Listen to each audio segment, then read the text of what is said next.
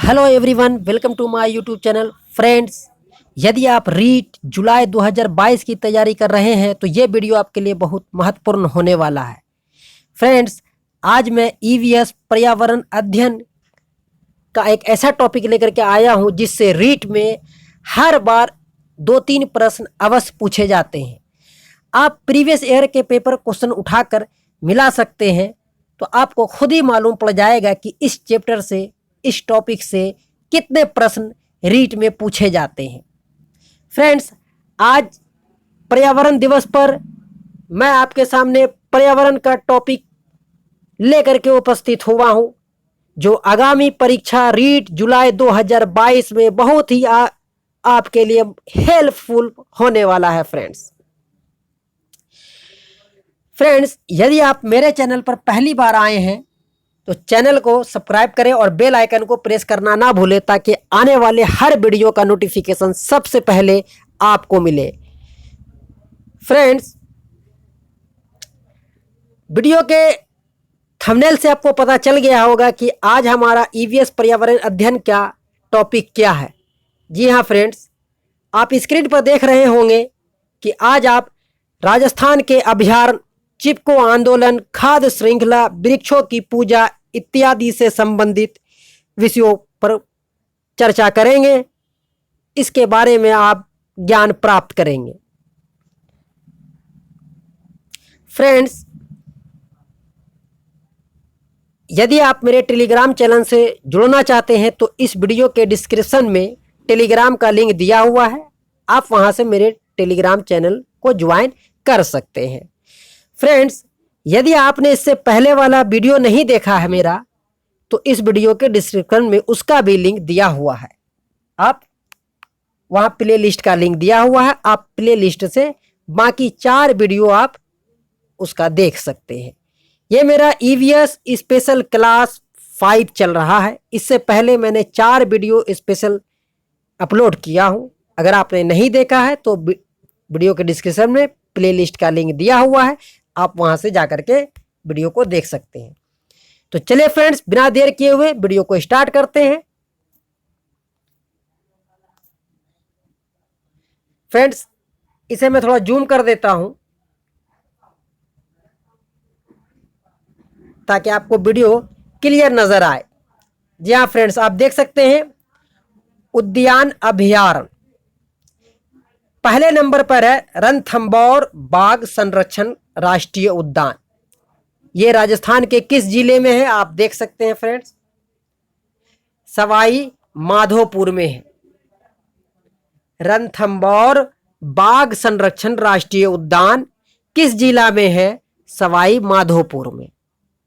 अगर प्रश्न इसी को बदल कर आ जाए कि रणथंभौर राष्ट्रीय उद्यान किस पशु के लिए मशहूर है तो इसका जवाब हो जाएगा फ्रेंड्स बाघ। इस क्वेश्चन में यहां पर से 2 क्वेश्चन बनते हैं। इस क्वेश्चन में ट्विस्ट है, आप अच्छी तरह देख लें कि रणथंभौर बाघ संरक्षण राष्ट्रीय उद्यान सवाई माधोपुर जिला में है। ये बाघ के लिए संरक्षित किया गया उद्यान है। चलिए फ्रेंड्स, अब बात करते हैं दूसरे नंबर की, केवलादेव राष्ट्रीय उद्यान और घना पक्षी विहार। ये दोनों भरतपुर जिले में है। भरतपुर जिले में 2 राष्ट्रीय उद्यान है, एक है केवलादेव और दूसरा है घना पक्षी विहार। चले फ्रेंड्स, तीसरे नंबर की बात करते हैं तो राष्ट्रीय मरु उद्यान ये किस जिला में है? राष्ट्रीय मरु उद्यान जैसलमेर बाड़मेर जिला में स्थित है। फ्रेंड्स, अगर परीक्षा में आपसे पूछा जाए कि राष्ट्रीय मरु उद्यान राजस्थान के किस जिले में है तो इसका जवाब हो जाएगा जैसलमेर और बाड़मेर। अगर ऑप्शन में बाड़मेर रहेगा तो आप बाड़मेर टिक करेंगे, अगर ऑप्शन में जैसलमेर रहेगा तो आप जैसलमेर को टिक करेंगे। ओके फ्रेंड्स, आगे बढ़ते हैं।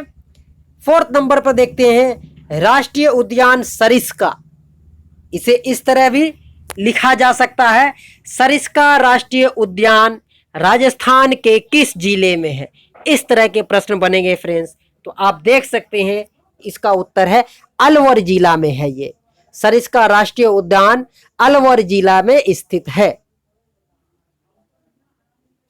तो फ्रेंड्स यहां तक तो आपने समझ लिया। अब आगे बढ़ते हैं फ्रेंड्स।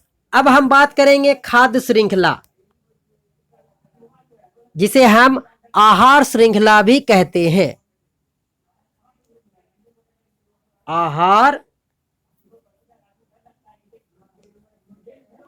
आहार श्रृंखला भी कहते हैं फ्रेंड्स।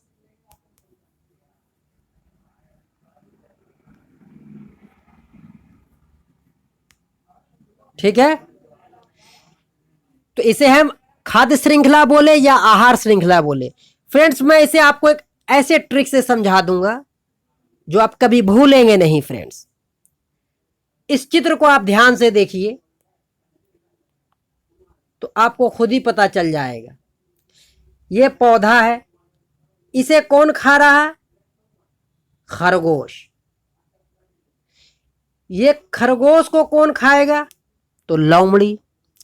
लोमड़ी को कौन खाएगा? तो शेर। बस यही है आपका खाद्य श्रृंखला फ्रेंड्स, कि हर छोटे जीव को एक बड़ा जीव खाता है। यानी खरगोश घास खाता है तो लोमड़ी खरगोश को खाती है और लोमड़ी को शेर खाता है। यही है आहार श्रृंखला। जंगलों में आहार श्रृंखला पाई जाती है। चलिए फ्रेंड्स आगे देखते हैं। यहां कहा जा रहा है सूची बनाइए कि कौन किसको खाता है।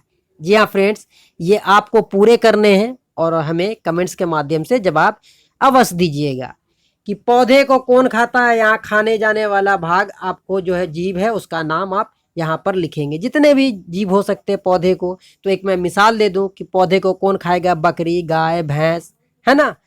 इस तरह अब हिरन को कौन खाएगा? मुर्गी को कौन खाएगा? बीज को कौन खाएगा? चूहा को कौन खाएगा?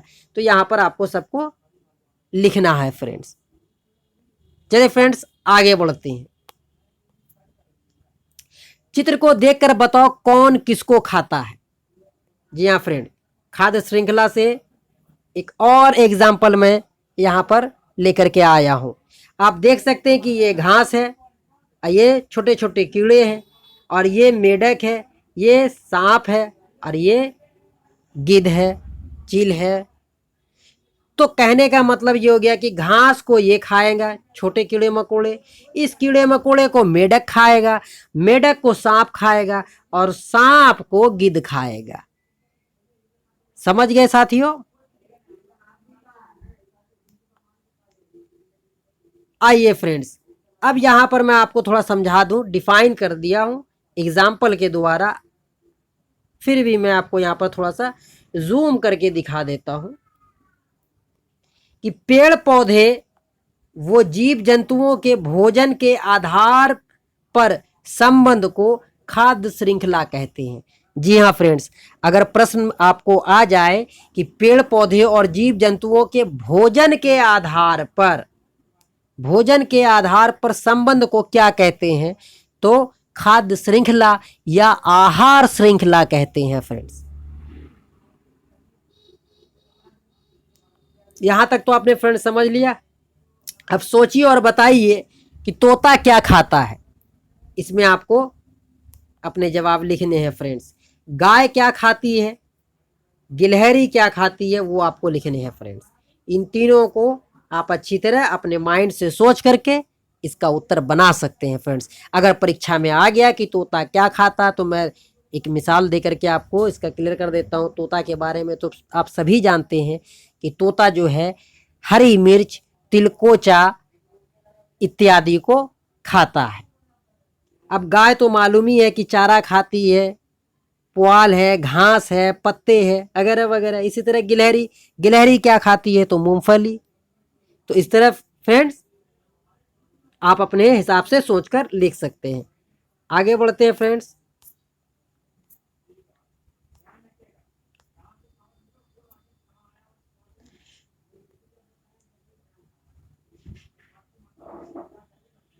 फ्रेंड्स जरा सा यहाँ पर प्रिंट करने में मिस्टेक हो गया है, चलिए मैं पढ़ के बता देता हूँ।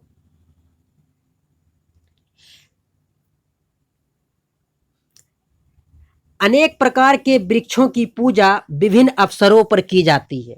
ये तो आप सभी को मालूम है कि अनेक प्रकार के वृक्षों की पूजा विभिन्न अवसरों पर की जाती है। जैसे आंवला नवमी पर आंवले की, 10 माता के व्रत में पीपल की आदि। जी हाँ फ्रेंड्स, ये 2 वृक्ष ऐसे हैं जिनकी पूजा की जाती है, इसलिए यहाँ पर इसका जिक्र मैंने किया है। तो आप अच्छी तरह देख लें कि अगर प्रश्न आपको आ जाए कि आंवला नवमी पर किस वृक्ष की पूजा की जाती है, तो आंवले की। और 10 माता के व्रत में किसकी की जाती है फ्रेंड्स, तो पीपल की।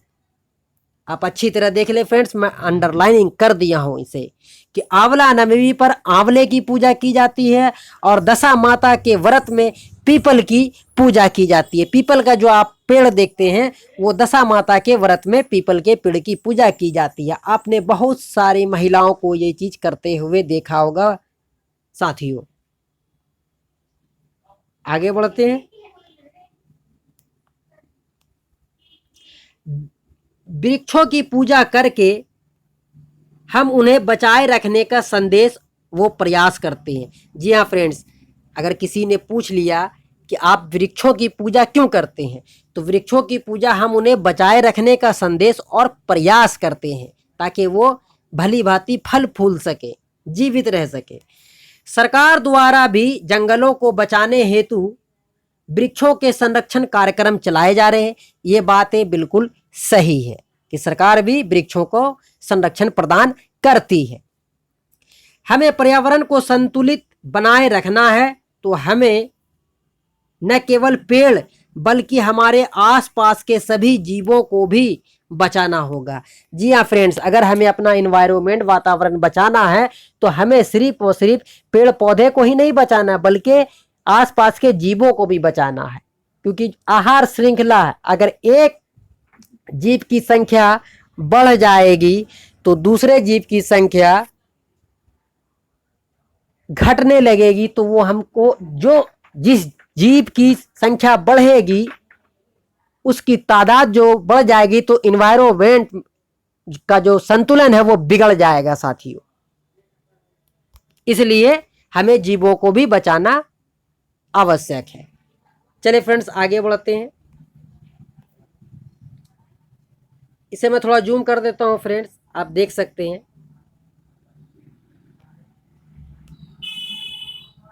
बहुत पहले जोधपुर के राजा को अपने महल को बनाने के लिए लकड़ियों की जरूरत थी, अतः राजा ने खेजड़ी के वृक्षों को काटने का आदेश दिया। इस पर वहां पर रहने वाले विश्नोई समाज के लोगों ने विरोध किया था। राजा के आदेश पर सैनिक खेजड़ी गांव में वृक्ष काटने गए। जैसे ही सैनिकों ने खेजड़ी वृक्ष को काटना शुरू किया, अमृता देवी विश्नोई पेड़ों से चिपक गई। कहा, मुझे काट कर ही तुम लोग पेड़ों को काट पाओगे। गांव वाले भी पेड़ों से चिपक गए। राजा के सैनिकों ने अमृता देवी और गांव वालों को पेड़ों सहित काट दिया। खेजड़ी वृक्षों को बचाने हेतु 363 लोगों के साथ अमृता देवी विश्नोई ने बलिदान दिया था। इतिहास में ऐसी घटना नहीं मिलती है जहां लोगों ने वृक्षों के लिए अपने प्राण त्याग दिए। इस घटना से प्रेरणा लेकर ही चिपको आंदोलन चलाया गया। जी हाँ फ्रेंड्स, आपने चिपको आंदोलन के बारे में अवश्य पढ़ा होगा फ्रेंड्स। क्यों पढ़ा इस आंदोलन का नाम? क्योंकि लोग जो है पेड़ों से चिपक जाया करते थे, पेड़ों को काटने नहीं देते थे। इसलिए जो आंदोलन उन्होंने किया, उन्होंने जो विरोध किया, जो अभियान उन्होंने चलाया, तो उसी आंदोलन को चिपको आंदोलन कहा गया। यहाँ पर एक बात बता दूं साथियों कि चिपको आंदोलन के जो नेता थे वो सुंदरलाल बहुगुणा थे। इस बात को आप नोट कर लें। सुंदरलाल बहुगुणा को चिपको आंदोलन का प्रेरणा नेता कहा जाता है, सुंदरलाल बहुगुणा को। अब फ्रेंड्स यहाँ से 3-4 सवाल बनेंगे जो बहुत ही इंपॉर्टेंट होंगे आगामी परीक्षाओं के लिए। आप देख सकते हैं कि सबसे पहली बात तो यह कि कौन से वृक्षों को काटा जा रहा था, उसका नाम क्या है, तो खेजड़ी वृक्ष। कौन से समाज के लोगों ने विरोध किया था, तो विश्नोई समाज के लोगों ने इसका विरोध किया था। अब विरोध करने वाली महिला का क्या नाम था, तो फ्रेंड्स आप देख सकते हैं कि अमृता देवी विश्नोई पेड़ से चिपक गई और उन्होंने ये कथन कहा कि मुझे काटकर ही तुम लोग पेड़ को काट पाओगे, यानी पहले मुझे काटो तब पेड़ काटो। अब आप आगे देख सकते हैं फ्रेंड्स कि यहां पर 363 लोगों के साथ अमृता देवी विश्नोई ने बलिदान दिया। कई बार टेट परीक्षाओं में यह प्रश्न पूछा गया है कि जोधपुर में जो अमृता देवी के साथ कितने लोगों ने बलिदान त्याग किया, या इस तरह भी प्रश्न पूछा जाता है कि जोधपुर में चिपको आंदोलन जो चला था उसमें कितने लोगों ने बलिदान दिया था, तो 363 लोगों। इस बात को आप अच्छी तरह नोट कर लें फ्रेंड्स कि राजा के आदमियों ने 363 लोगों की हत्या की थी वहां पर। आप वीडियो में अच्छी तरह देख लें। 363 अमृता देवी विश्नोई के साथ साथ 363 लोगों का बलिदान दिया गया था पेड़ों को बचाने के लिए। इतिहास में ऐसी घटना नहीं मिलती है जहां लोगों ने वृक्षों के लिए अपने प्राण गंवा दिए हैं। इस घटना से प्रेरणा लेकर ही चिपको आंदोलन चलाया गया। आइए फ्रेंड्स आगे थोड़ा सा जानने का प्रयास करते हैं। पेड़ों को बचाने के लिए लोगों ने अपनी जान भी दे दी, क्यों? ये एक छोटा सा आपसे सवाल है, इसका मैं जवाब भी दे देता हूं। पेड़ों को बचाने के लिए लोगों ने अपनी जान दे दी क्योंकि पेड़ पौधे हमें फल फूल अनाज सब्जियां लकड़ियां औषधियां और ऑक्सीजन देते हैं। जी हाँ फ्रेंड्स, ये बातें तो आप सभी को मालूम है कि हम पेड़ की रक्षा क्यों करते हैं, हमें पेड़ों से बहुत सारे लाभ मिलते हैं। तो यहाँ पर कुछ चुनिंदा लाभों का जिक्र किया गया है, वर्णन किया गया है कि पेड़ पौधे से हमें फल मिलता है, फूल मिलता है, अनाज मिलता है, सब्जियां मिलती है, लकड़ियां मिलती है, औषधियां दवाई वगैरह भी बनाए जाते हैं जड़ी बूटियों के रूप में, और ऑक्सीजन तो प्राण है। मानव सभी सजीवों का प्राण ऑक्सीजन ही है, तो पेड़ पौधे हमें ऑक्सीजन भी देते हैं। ये आप देख लें फ्रेंड्स, इसका मैं आपको इमेज में आपको दिखा देता हूं। चिपको आंदोलन पेड़ों को बचाने का संदेश देती महिलाएं।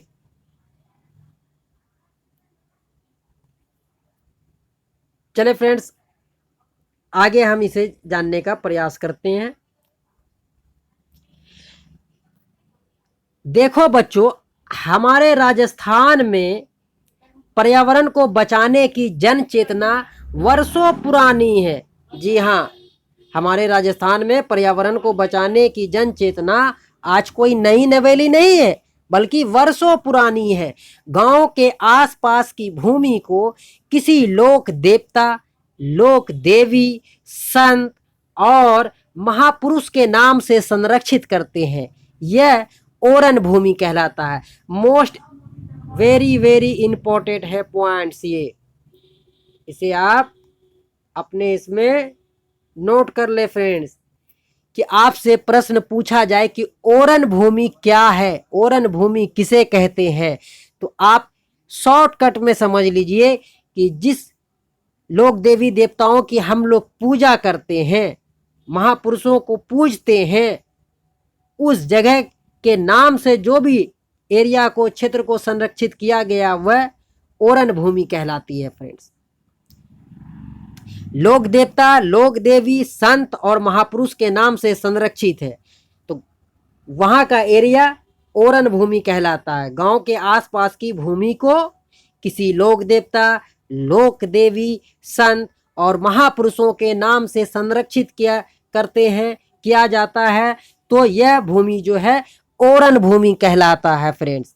अब आप ओरन भूमि से अगर प्रश्न आए तो अब आप गलती नहीं करेंगे फ्रेंड्स कि ओरन भूमि क्या है। तो जो हम देवी देवता महापुरुषों संत को पूजते हैं, मानते हैं, जो हमारे आसपास के गांव के जो क्षेत्र है, एरिया है, जगह है, उस भूमि को सरकार संरक्षित करती है, उसका बचाव करती है, वही भूमि ओरन भूमि कहलाता है फ्रेंड्स। अब मुझे लगता है कि अब आप ओरन भूमि के बारे में अवश्य समझ गए होंगे फ्रेंड्स। अब आप कभी दोबारा भूलेंगे नहीं कि ओरन भूमि क्या है। आइए फ्रेंड्स आगे बढ़ते हैं।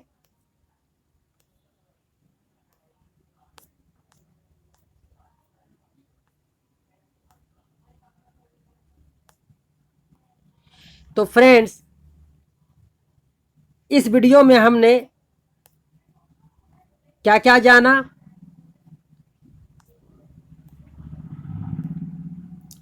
राजस्थान के अभयारण्य के बारे में हमने जाना। 4 अभयारण्य इसमें इंपॉर्टेंट है। इन्हीं 4 अभयारण्यों में से आपको पर्यावरण अध्ययन में एक अभयारण्य के बारे में प्रश्न पूछे जाएंगे फ्रेंड्स। इसके अलावा आपको अदर नहीं पढ़ना है, जब भी आएंगे तो इन्हीं 4 के नाम से आएंगे। उसके बाद हमने चिपको आंदोलन के बारे में पढ़ा, फिर हमने खाद्य श्रृंखला पढ़ा, और हमने वृक्षों की पूजा के बारे में जाना, और ओरन भूमि के बारे में हमने जाना फ्रेंड्स कि ओरन भूमि किसे कहते हैं। तो ओरन भूमि जिसे हम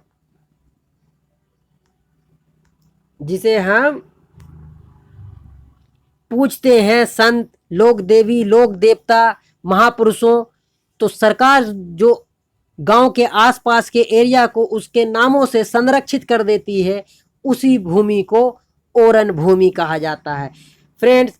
ये बहुत ही इंपॉर्टेंट टॉपिक था आपके लिए, जो आगामी परीक्षा जुलाई 2022 में आपको काफ़ी मदद पहुंचाएगा फ्रेंड्स। ये वीडियो आपको कैसा लगा, अपने जवाब हमें कमेंट्स के माध्यम से ज़रूर दीजिए। मैं आपके कमेंट्स का रिप्लाई दूंगा। आपके जो भी डाउट हैं रीट को तैयारी को लेकर के, तो आप अपने कमेंट्स हमें भेज सकते हैं फ्रेंड्स। वीडियो आपको अच्छा लगा हो तो ज़्यादा से ज़्यादा लाइक और शेयर करना ना भूलें फ्रेंड्स। इस चैनल पर पहले भी मैं कई बार बता चुका हूँ कई वीडियो में कि इस चैनल पर आपको जो रीट है उसके सिलेबस के मुताबिक आपको रीट की तैयारी कराई जाती है। एक्स्ट्रा आउट ऑफ सिलेबस का एक भी टॉपिक क्वेश्चन मेरे वीडियो पर आपको देखने को नहीं मिलेंगे। जो रीट का सिलेबस है मैं उसी के अनुसार रीट का कोर्स कराता हूं और हर साल बच्चे को सफलता दिलाता हूं। इसलिए फ्रेंड्स आपसे रिक्वेस्ट है कि आप चैनल को सब्सक्राइब करें और बेल आइकन को प्रेस करना ना भूलें, ताकि जैसे ही मैं कोई नया वीडियो अपलोड करूं तो मेरे आने वाले हर वीडियो का नोटिफिकेशन सबसे पहले आपको मिले। और जो आपके साथी संबंधी कजिन हैं उनको भी इस वीडियो की ज़रूरत होगी तो आप उन्हें भी ज़्यादा से ज़्यादा शेयर करें। मिलते हैं फ्रेंड नेक्स्ट वीडियो में, तब तक के लिए थैंक यू।